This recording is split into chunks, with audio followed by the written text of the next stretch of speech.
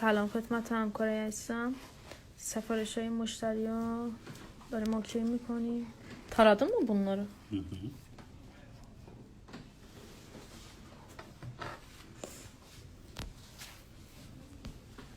به درخواست زیاد شما عزیزان از این به بعد ویدیو عکس میذارم از مامون، از سفارشامون، سفارشایی که میگیریم براتون پست استوری میکنم. من با کیفیت آ پلاس هستم. 85 سانتیم ده و 85 سانت.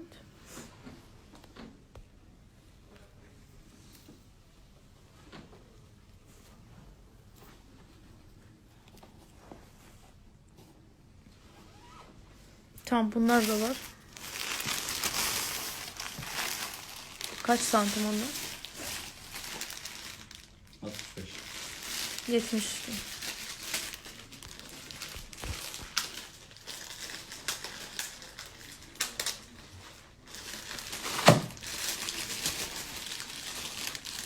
Aplas saçlarımız. Bakın tamamen dip uç doludur. Gördüğünüz gibi 70'tir değil mi o? Var. 65'in üstü de olabilir. Ha, tamam. Hep bu şeyin yanına koy. Üstüne değil. Altına, yanına. Yerleştirsen yanına.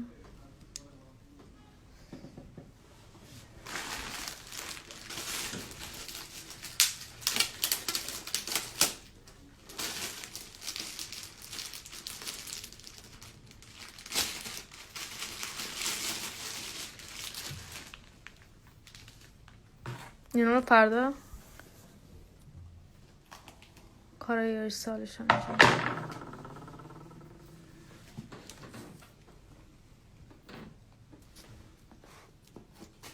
Bunlar yurt dışı siparişi. Bugün hazırlıyoruz. Yarın inşallah göndermekteyiz. Okey. 80 santim platin. A+. 70 santim platin. 70 santim platin. Burada hepsi A+'tır. 85 santim doğal A+, 70 santim doğal ve bal rengi 70 santim. Bu da bisküvi renklerden. Bunlar da 70 santim. موهای 80 سانت بلوند، 70 سانت بلوند، 70 سانت مشک نچرال، 85 سانت مشکی نچرال، بعد 70 سانت بلوند، دوباره 70 سانت بیسکویتی با عسلی. اینم سفارش مشتریمون هستش از،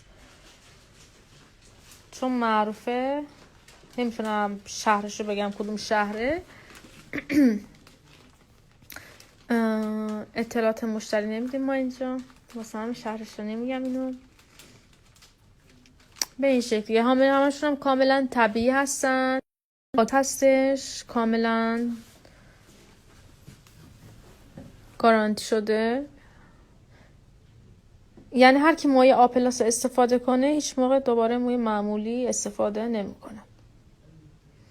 از این ببینم از سفارش ها از موهامون پست استوری میکنم براتون. این پیج و پیجی که تگ کردم حتما براتون ارسال میکنم. فعلا پخش زنده رو میبندم و ویدیو اینا میگیرم میذارم تو پیج که ببینیم.